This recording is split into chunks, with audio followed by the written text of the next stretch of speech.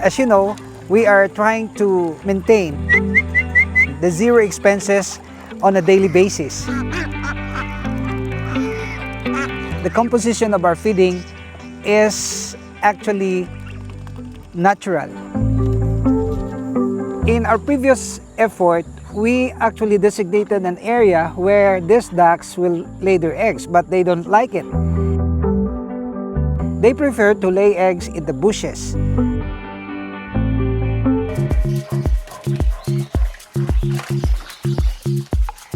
So we will release the second batch of our catfish. All in all, I can say that we already have thrown in here more than 5,000 of this size.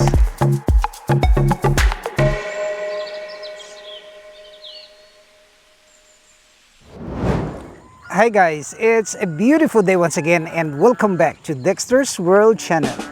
I'm enjoying my time here because this is the time where I can connect with my pets.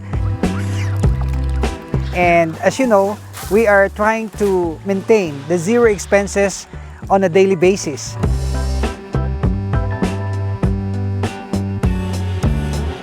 And for today's video, allow me to just mention once more about the composition of our feeding and how effective it is. And we would like to make an update as well about the eggs of our geese and our ducks. And then we will feed our catfish and we will examine also the chicken coop, which we can see plenty of eggs.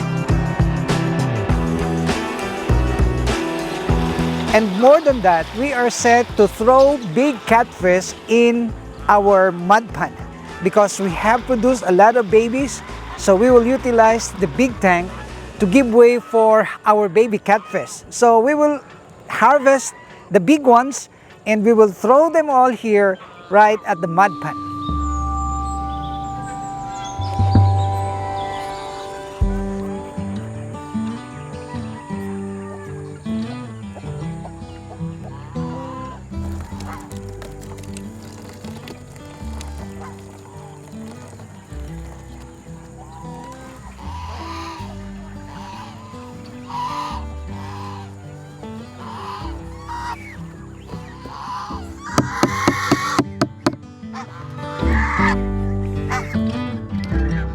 So you guys can see that we are mixing the chopped water spinach and then we are also putting in some azola and the rice. And this is the breakfast.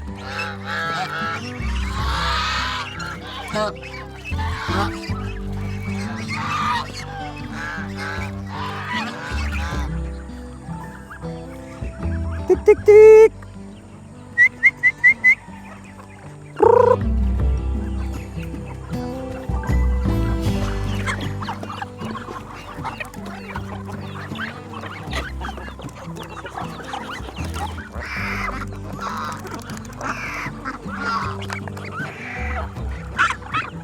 Maybe you're interested to know about our feeding composition.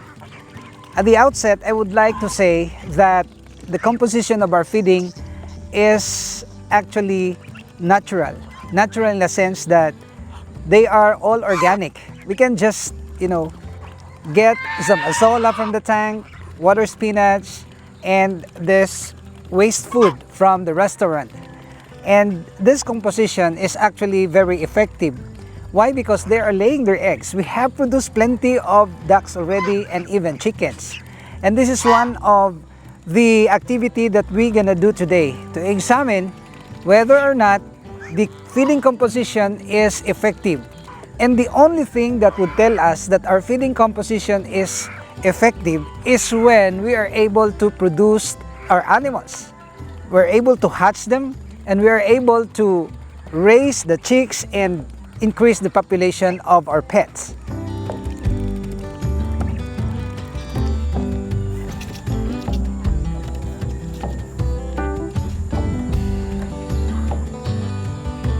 Guys, you look at this. We have made a major innovation of this system.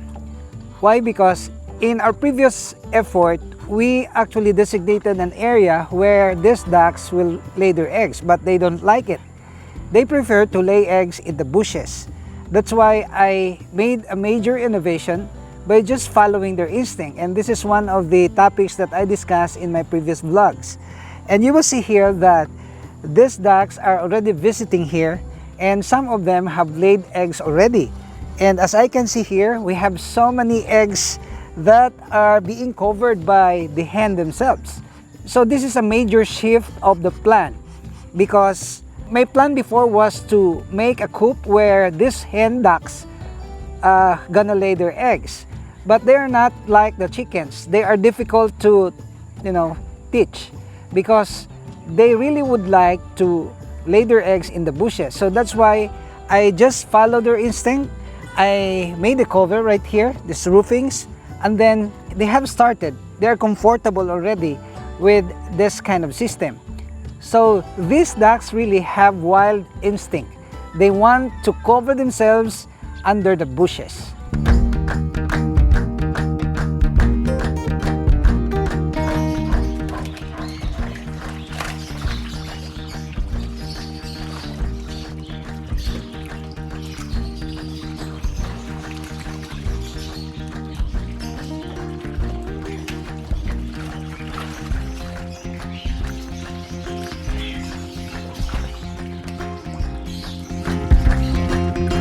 So we will release the second batch of our catfish.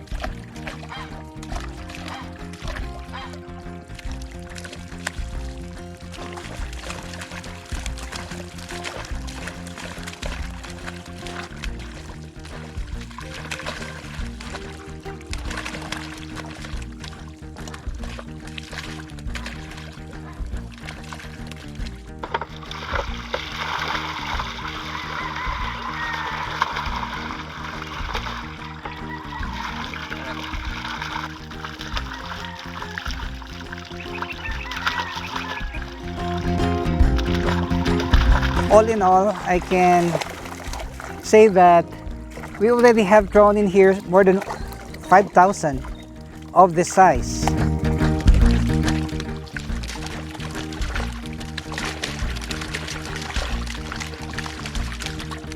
So I can just imagine that feeding catfish together with our ducks and, allowing them to eat together with the fish food is one of the exciting activities that we can do here in the farm.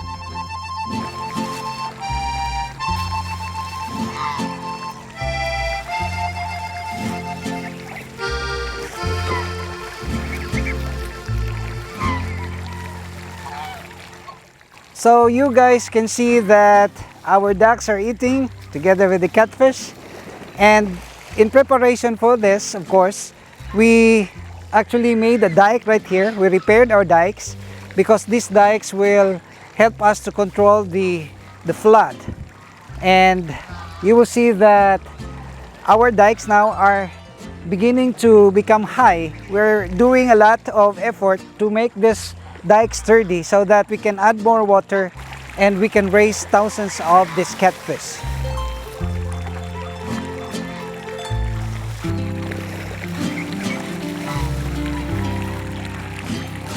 Well, you guys can see here that we're expanding the dikes because this was destroyed by the ducks and the geese. Because at this moment, they are on the laying of the eggs season and they need calcium. They need shells. That's why they are looking for this cohol, these shells, the snails along the dikes. And in the process, they're destroying it. So we are making it a little bit wider and higher so that we can add more water to be able to raise more fish right here in the mud pond. And I am also thinking about releasing the tilapia here together with the catfish. So if you will look at the coop, we also have so many eggs of these native chickens. And I'm trying to figure out what would be the best method to put all the eggs inside the incubator or to just allow the hen to sit on their eggs. But I am thinking about, acquiring a small incubator so that we can minimize the electric bills. So this is one of the things that I am thinking about, to get a small incubator, maybe around 200 to 300 capacity, so that we can minimize the electric bill expenses.